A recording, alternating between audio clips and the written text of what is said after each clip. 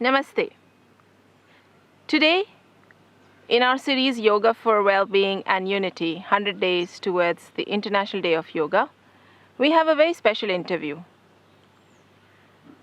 Please welcome Umang Dawn. Many of you have not heard of him, but the world of yoga knows him. He is a champion of Yogasana as a sport. Bet you didn't know that existed. Well, now you do. Umangji is a multiple gold medalist, not only at the national level but also at the international level. This young man has lived his life doing yoga since his childhood and took it up as a sport.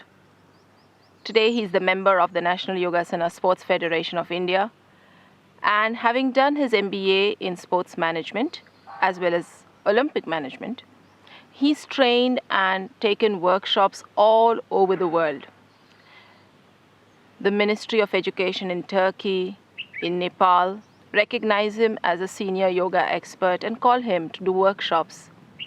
He's also traveled to Malaysia, he's traveled to faraway countries like Iran, where diligently he trains people not only in yoga as a lifestyle, but is doing all he can to bring forth for the youth especially, Yogasana as a sport. It changed his life. Let us see how it can change ours as we realize that our young people, whether it's children or adolescents, can take up yoga as a sport and actually a competitive sport. So let's listen to Umang explain this to us right from Gujarat, where he lives.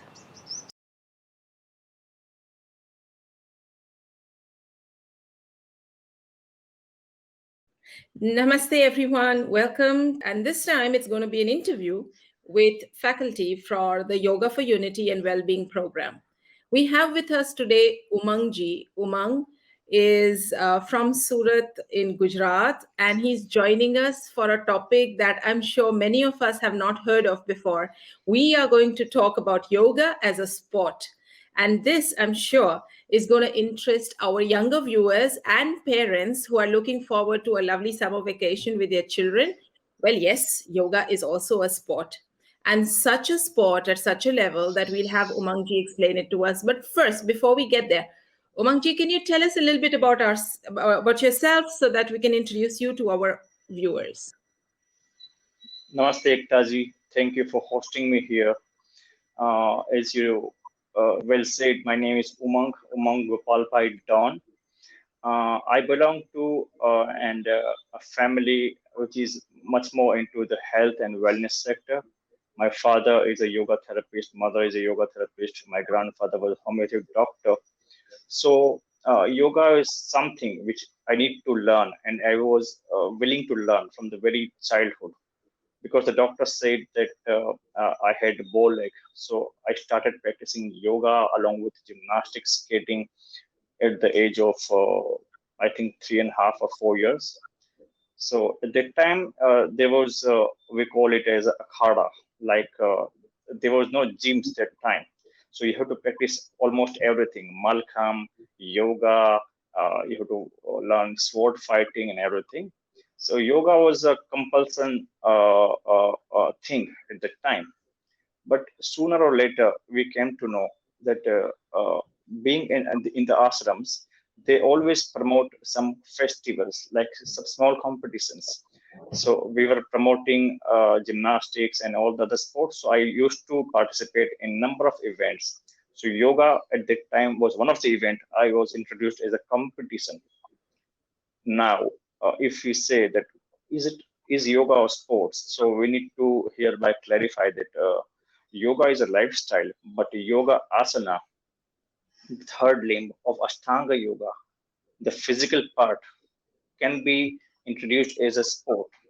So yoga asana is actually a sport nowadays after the sanctions from the Ministry of Youth Affairs and Sports, Government of India, by Honorable Kiran Rijiju and Sri uh, Minister of the AYUSH.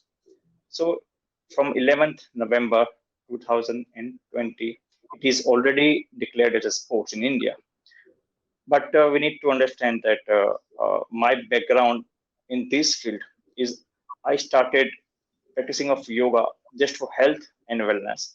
But every kid, youth, or every person needs something actively participation, proactively, waiting for the results. So that time there were basic postures we need to practice, hold, and then you are getting some marks, some scores, some points.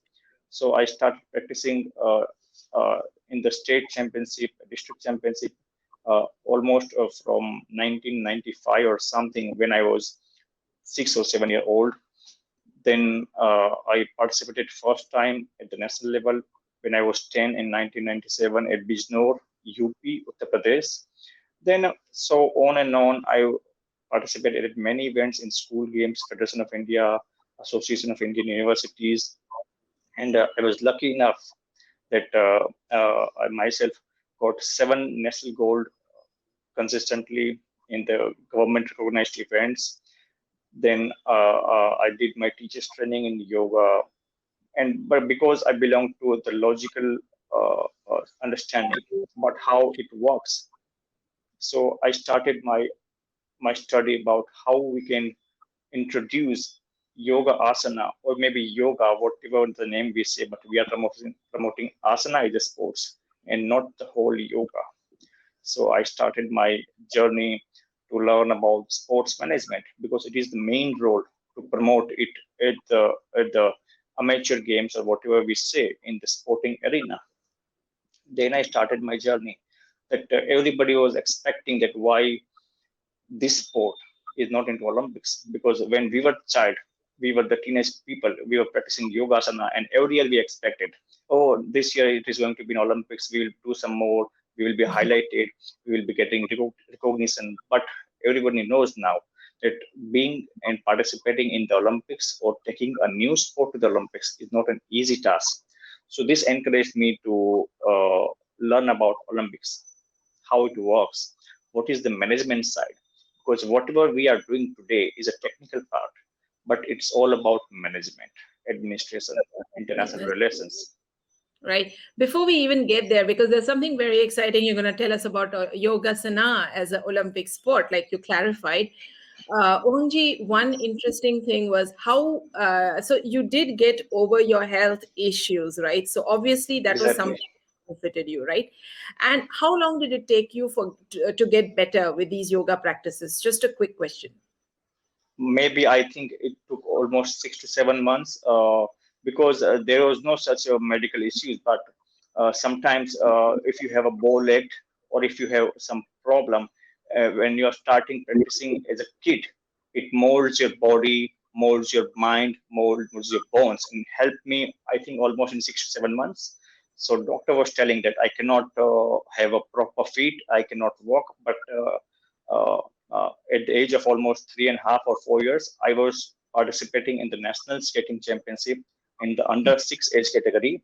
I won the first bronze at that time. So it was a miracle for me that while practicing yoga asana, not whole yoga, but just yoga asana as a part of therapy, it helped me a lot. Then it took my attention that I must practice it for my good health. Right. So from there, the journey started. And like you were saying, you went on to win several national championships. And today you're talking. Let me tell our viewers also that Umang Donji is also part of the National Yogasana Sports Federation and the International Yogasana Sports Federation that is currently doing a lot for Yogasana as a sport. So what is your role in that? Let's first get there. Uh, Thank you for introducing Yogasana sports at this grand level. So, National Yogasana Sports Federation is currently today and recognized NSF. It means it is recognized by Government of India, Ministry of Sports as a priority sports, which is led by Dr. Ishwar Baswareddy ji and Dr. J.D. Parya ji. So, its current role, my current role in that particular federation is as a technical director, and I am also the sports manager for the Yogasana in the Khelo India Youth Games. My duty is to compile rules and regulations, make it more transparent, make the events more inclusive, and develop the sports from the the youth till the senior level. At Okay. international level, I'm supporting into technical aspects only. Oh, okay. Fantastic. So, when you are speaking of Yogasana as a sport, how does that become a sport? What are the different elements? Like, suppose today I'm a young person and I want to join Yogasana as a sport. What is it that I need to know? I mean, how does it qualify as a sport, Umangji? If we understand the Olympic phenomenon, that how you consider something is a sports and something is not sports. So every sports before getting recognized in a national level or international level, it is a purely recreational activity and health and wellness factor. So yoga has all the things, and particularly asana, it gives you flexibility, strength, balance, all together. It's not only benefiting us, the practitioners, physically, but also mentally, emotionally, psychologically. So it is a combined package. It is the best health maintenance sports, we can say. If we say that it can be a recreation, then it can be a recreation. If you are practicing asana and you're going to pursue the perfection of the posture, it is a sports. So sports is something for me is like a where you can upgrade yourself day by day and you can perform in the public arena. Right. So that gives us the idea that today, as a sport, it has been registered and people can actually seek, I would say, a career in Yogasana as a sport, become champions at national levels, I mean, state level, national level. What are the categories of this sport that our young people can adhere to? See, if we say the category, it means the events. Today, we are following some basic events that are promoting at the competition level is a traditional yoga asana. It means that you are sitting on an asana and you are performing some postures and holding it for maybe 15 to 20 seconds, then 1 minute, depending on the compulsory posture or optional posture. This is the one event, traditional yoga asana. And there are some different events because the Yogasana sports has been evolved since last 40, 50 years. And thanks to all the promoters who did this. So now we have artistic Yogasana, rhythmic Yogasana, single, dual, group. So these things we are participating in the current scenario.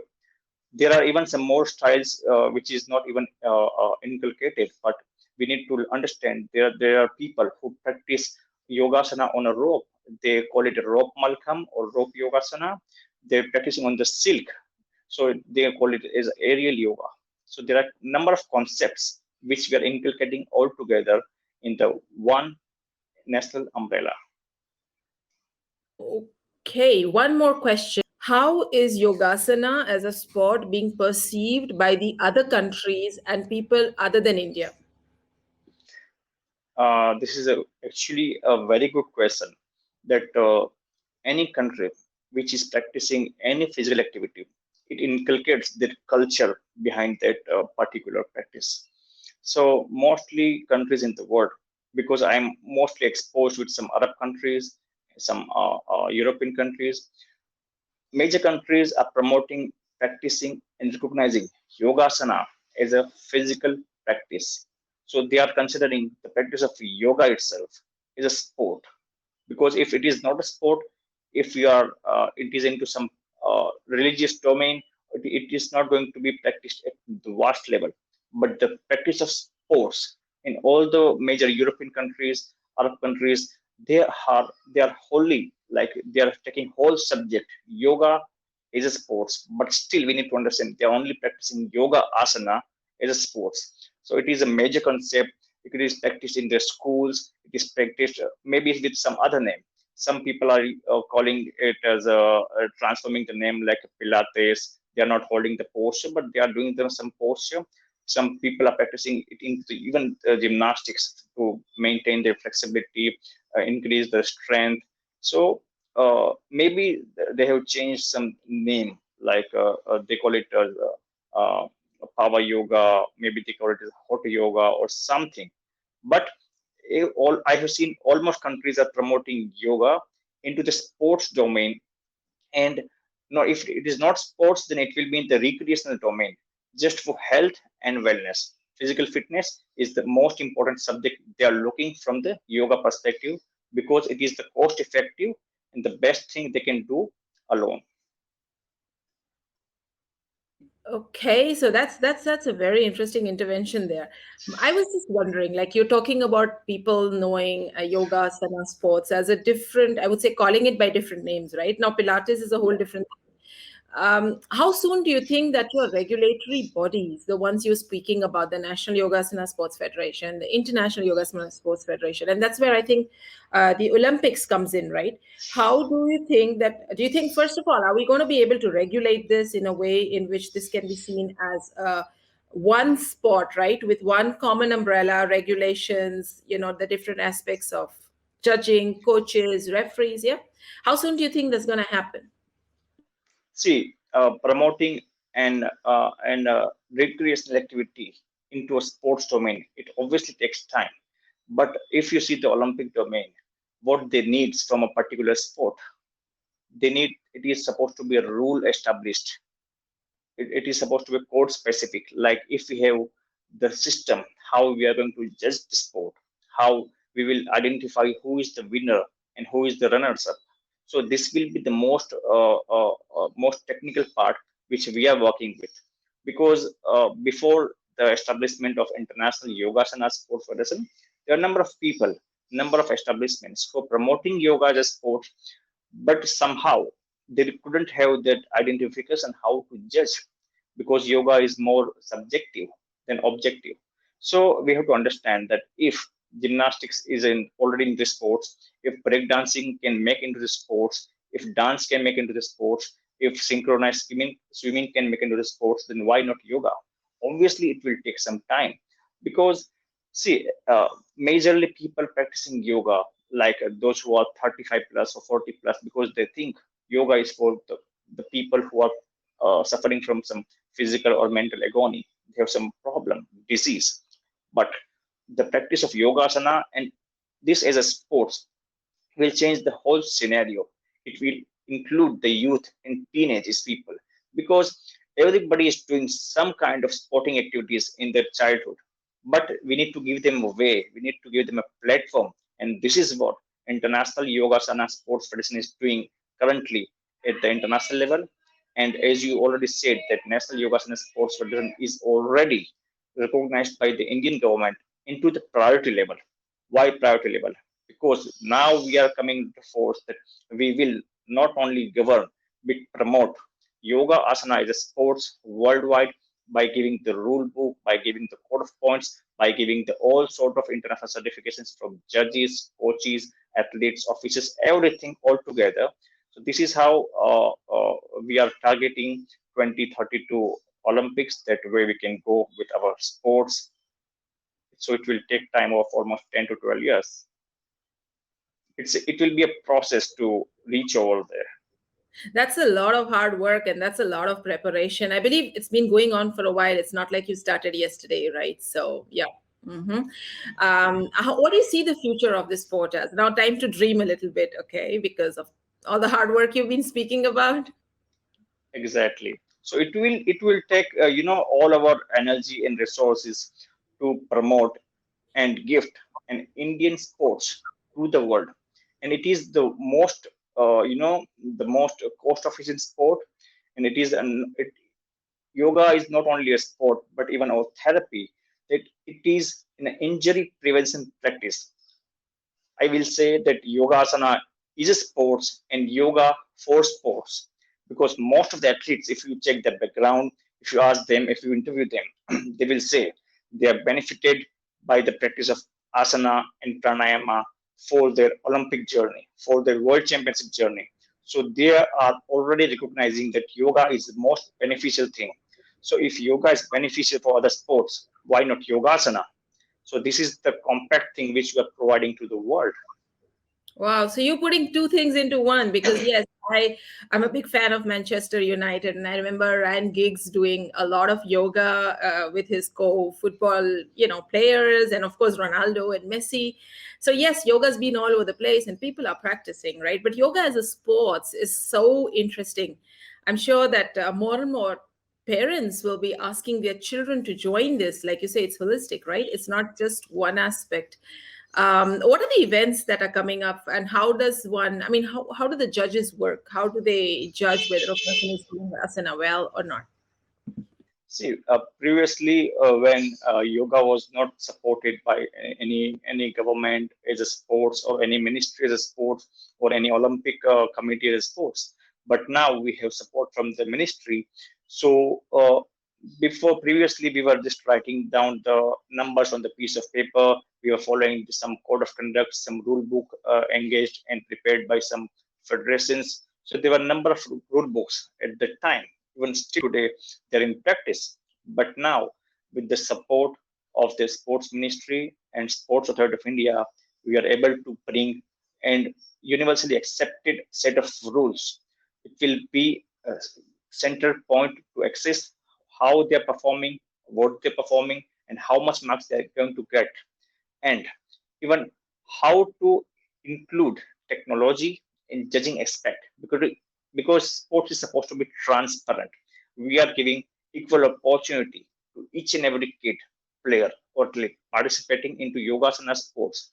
So even we are working with the artificial intelligence, with we have with the best team in India under the leadership of Mr. Udit Bhai Seth, who is not only involving technology but also the artificial intelligence about how to judge the postures. Like if we see in the cricket, if we see in the football, the whole 3D dynamics, how they are doing, how they are using the body, the flexibility, the strength. So this is going to be eye-catching moment for all of us in near future with the new dynamics, statistics, artificial intelligence, all the 3D cameras looking for inside out of your body. So this is going to be amazing. Wow. Mentioning that, yes, I think we do need to mention Mr. Udit Sheth, and I hope we'll have him on the show soon. Udit ji is quite a star in the world of sports, though one behind the scenes, so we don't know much about him. But I think you mentioned well the service that he's doing to the sports, amongst, of course, the other people who are leading this initiative in India. And we hope more and more yoga practitioners around the world who are also so dedicated will join the International Yoga Sports Federation. We expect to see a big rise in this, right? One Yes. last question, Umangji, one last question before we let you go to your hard work. How many countries have you been to work in yoga as a sports, and which are the countries that matter most to you, where you see the sport coming up big time? I started my journey at international level at the in 2006. I've been to USA because USA is a major country which is promoting yogasana in a set manner.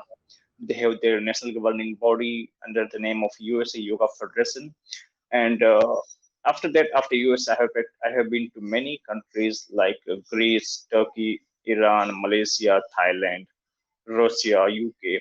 So majorly, all the powerful countries, all the sporting power countries are practicing yoga asana as a sports. They're promoting it as a sports, but because of lack of guidance, lack of international criteria, they're looking towards India now. That what we are offering them, because India is being the motherland of yoga, and for so long time we were not actually getting recognized that yoga is a sport or it is not a sports, but it is now clearly specified, and it is elaborated that yoga cannot be a sports. Yoga is a lifestyle, but yoga asana, the third limb of Ashtanga yoga, is suggested by Maharishi Patanjali.